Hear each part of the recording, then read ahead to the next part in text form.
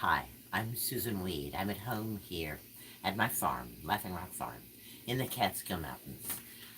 Many people have gotten in touch with me over the past week, very concerned about the coronavirus that is sweeping through China. As of today, February 8th, 2020, there have been 28,000 cases of the coronavirus in China, and 560 people have died. Just 4 days ago, fewer than 500 people had died. So it is a grave concern. In the United States, there are only 11 confirmed cases of this coronavirus, and no one has died. Nonetheless, people want to know what to do to prevent it. So I'm here today to share some things that I know to help us stay healthy, no matter what virus is going around, even a lethal one that can kill you. What do I have in front of me here? Pickled members of the cabbage family. This is traditional sauerkraut. Mmm. Eating a tablespoon of sauerkraut a day has been shown in scientific studies to ward off most kinds of flu and many kinds of viruses. That's not difficult to do.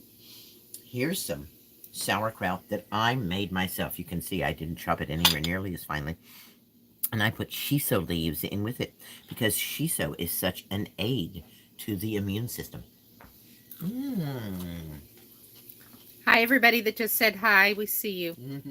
So, and this is my lacto fermented sauerkraut. And yum. If you don't know how to lacto ferment, check out Sally Fallon's book. And then here's a couple of other lacto ferments that I have made. This one is daikon root, and this is watermelon radish. They are both radishes, both in the cabbage family, and like the sauerkraut itself, eating these lacto fermented pickled vegetables gives the immune system a tremendous ability to ward off all kinds of viruses.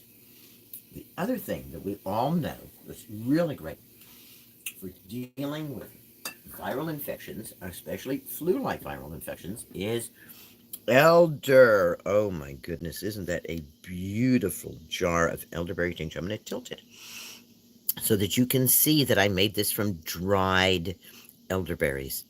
I filled my jar about a third full with dried elderberries, and then all the way up to the top, you can see I've been using it with 100 proof vodka to make this elderberry tincture. Elderberry tincture is safe enough for anyone of any age to take on a daily basis to ward off any virus that might be coming your way. If you're really worried about the coronavirus, and there's not really a lot to worry about in the United States, taking some elderberry tincture, you and your kids, your whole family, on a daily basis won't hurt you in the least, and might see to it that you get fewer colds and flus this year, and that's certainly okay. What else do we have that could help prevent this kinds of thing? Well, our friend Echinacea. Again, this is a tincture I made from dried plant. This is Echinacea augustifolia.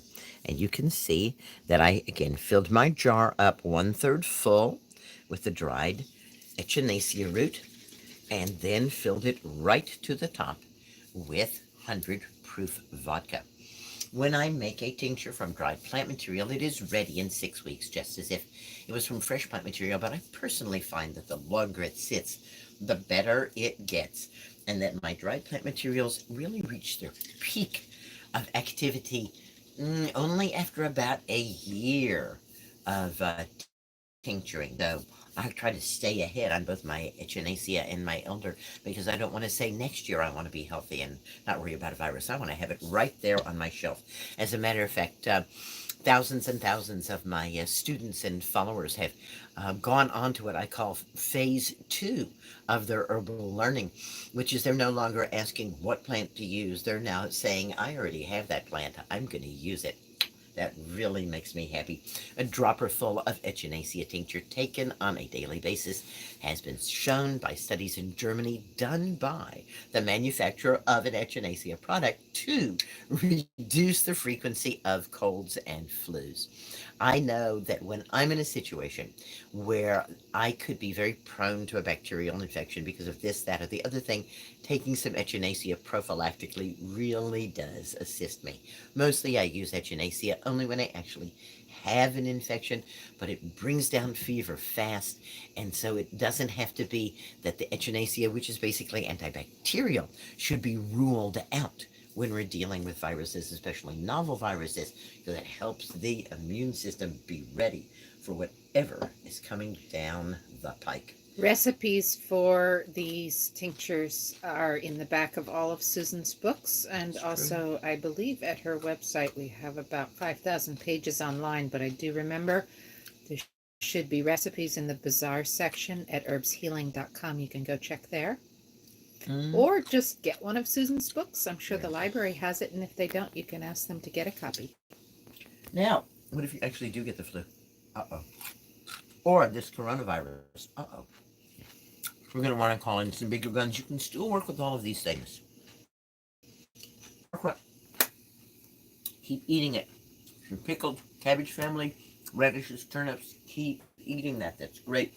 Keep taking your elder. Keep taking your echinacea. That's good. But bring in what I call Hi, MJ. the big guns.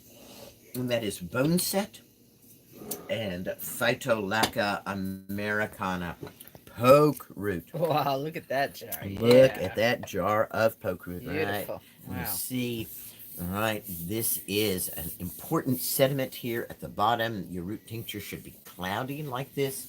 This is inulin from the roots. Poke, as I said, is really powerful, especially in clearing viral infections. Start out with one drop.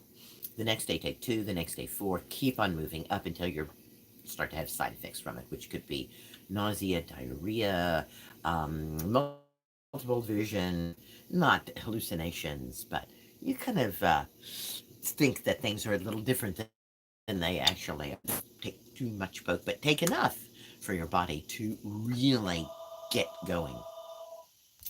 Well, it's live, so we're Yeah, just going that's to have live. to That's listen right. to my Phone is answering ringing. machine Okay, answer the so phone. should we wrap this up? Do you have one more I to have do? one more Let's thing to talk about, and that is just push through bone it. set. Yes. Okay, oop, my bone set is Bone leaking. set. Uh-oh. Uh, Okay, tell why us is it about bone called set. bone set? Because the flu used to be called breakbone fever. This is bitter stuff. And one of the reasons I got this out. Oh my It's my goodness. it's my Okay. editor We'll Betsy. continue this later, Okay. okay?